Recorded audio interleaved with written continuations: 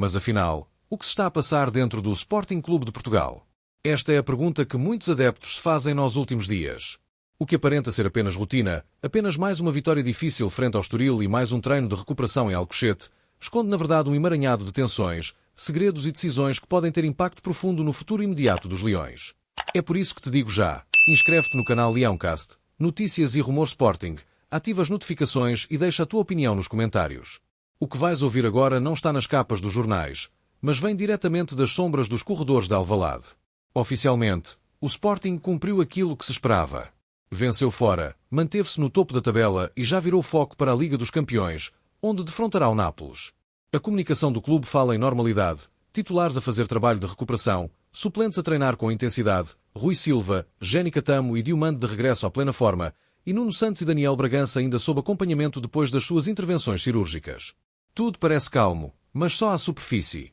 Porque a realidade, contada por quem acompanha de perto dia a dia em Alcochete, é bem diferente. A vitória na Amoreira, por 1-0, deveria ter sido motivo de festa.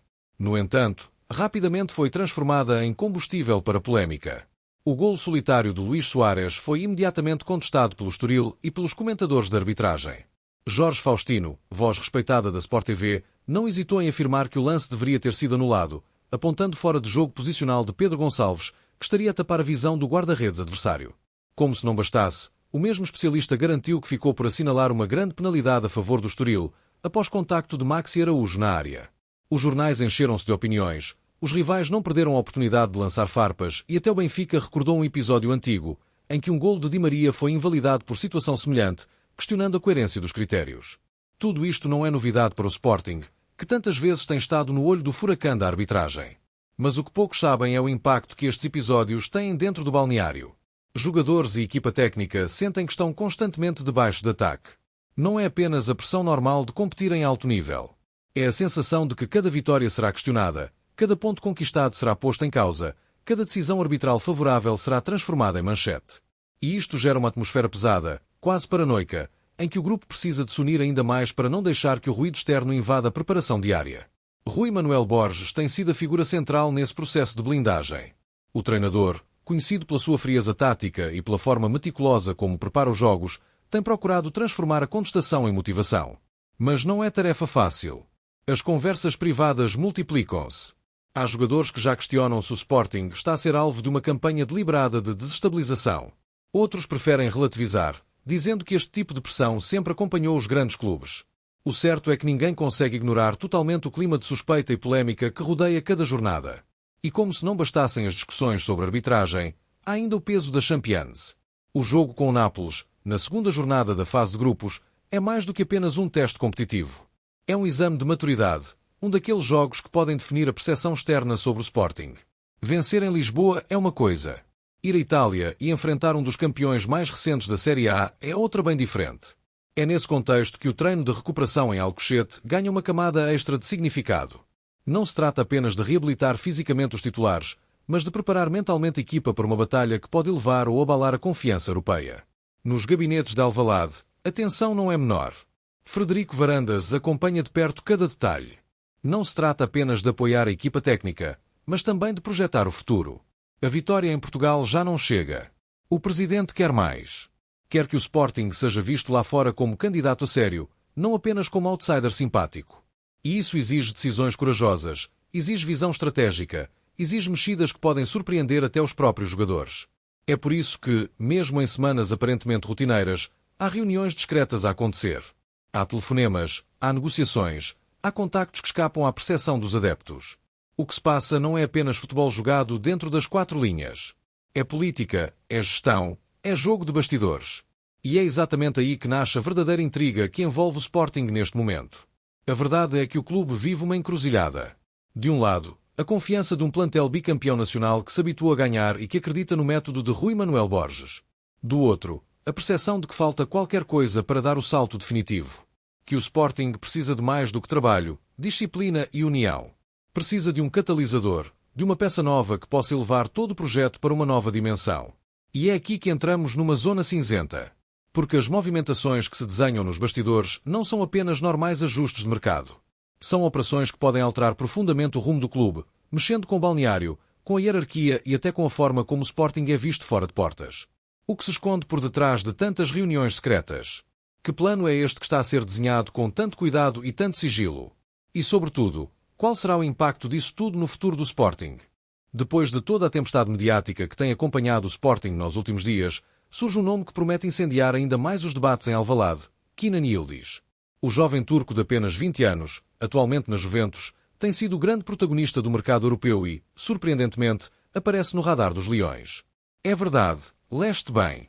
O Sporting, com Rui Manuel Borges no comando e Frederico Varandas a orquestrar os bastidores, está atento a uma das maiores promessas do futebol mundial. Yıldız nasceu na Alemanha, filho de mãe alemã e pai turco, mas optou por representar a seleção da Turquia, onde rapidamente conquistou protagonismo. Não é apenas mais um jovem talento em ascensão. É um jogador que já mostrou maturidade competitiva em jogos grandes, com drible curto, explosão física, capacidade de finalização e uma frieza invulgar para a idade. Na Juventus, tem sido utilizado de forma intermitente, mas sempre que entra em campo deixa a sensação de que pode decidir sozinho. Mas se Yıldız tem tanto potencial, por que razão estaria de saída de Turim? A resposta é simples: excesso de concorrência e pressões internas. A Juventus, mesmo em fase de reconstrução, continua a apostar fortemente em nomes consagrados e não tem dado a continuidade que o jovem deseja. Além disso, clubes como Arsenal e Chelsea já se posicionaram para tentar resgatar o craque, oferecendo-lhe visibilidade na Premier League e contratos milionários. É aí que entra a audácia leonina.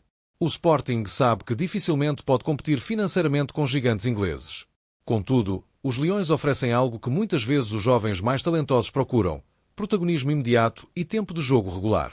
Foi assim com Bruno Fernandes, que se tornou estrela em Alvalade antes de partir para o Manchester United. Foi assim também com Mateus Nunes e Manuel Ugarte, que encontraram em Portugal o espaço que os projetou para clubes de elite. Yıldız olha para esses exemplos e percebe que o Sporting pode ser a plataforma perfeita para se afirmar no futebol europeu. A operação, claro, não é simples. A Juventus não pretende libertar o jogador sem garantias financeiras relevantes. Fala-se nos corredores de Turim que o clube italiano estaria disposto a negociar Yıldız por valores acima dos 30 milhões de euros, ou então aceitar um empréstimo com opção de compra obrigatória.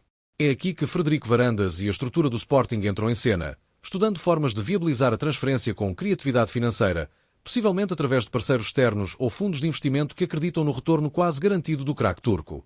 Dentro de Alvalade, a ideia agrada. Rui Manuel Borges vê em Yıldız a peça que falta no ataque leonino, um jogador capaz de desequilibrar no 1 contra 1, criar espaços onde não existem e dar profundidade a um setor que tem dependido demasiado da inspiração de Pedro Gonçalves. A chegada do turco poderia também libertar outros jogadores, permitindo rotações táticas e dando ao treinador armas para surpreender adversários de alto nível, como Nápoles na Liga dos Campeões. Mas não é só a parte técnica que atrai o Sporting. Yıldız tem uma aura mediática que poucos jogadores com 20 anos conseguem carregar. É seguido de perto por milhões de adeptos turcos, que veem nele a nova estrela da sua seleção nacional. A sua chegada a Lisboa poderia abrir portas comerciais inéditas para o clube, desde parcerias no mercado turco até ao aumento do merchandising internacional. Varandas, que tem sido criticado por alguns pela gestão financeira, sabe que Yıldız é um investimento que vai muito além do campo. É um ativo desportivo e comercial de primeira linha. Ainda assim, o caminho é cheio de obstáculos. Arsenal e Chelsea continuam atentos e têm poder financeiro para convencer não apenas a Juventus, mas também o próprio jogador, com salários muito superiores ao que o Sporting pode oferecer. No entanto, Yıldız e o seu agente têm insistido na importância de jogar com regularidade e de se sentir peça-chave num projeto.